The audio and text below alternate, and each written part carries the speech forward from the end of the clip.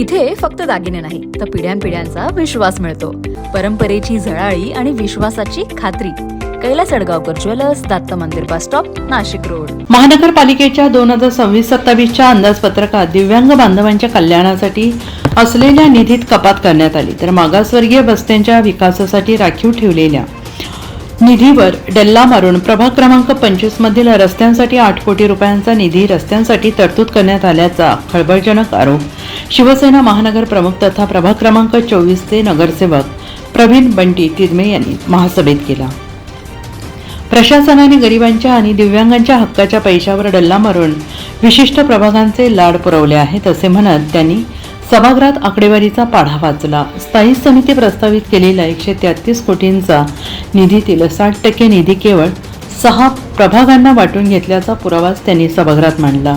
त्या दृष्टीने त्याच्यासाठी सुद्धा चांगला असा निधी धरला गेला पाहिजे. नुसते प्रभाग 24 मध्ये आमच्या 19 गार्डन आहेत, पूर्ण शहरातील जे काही गार्डन आहेत त्यांना चांगला असा निधीची तरतूद होणं आवश्यक आहे. ती तरतूद पुढे गेलेली दिसत नाहीये.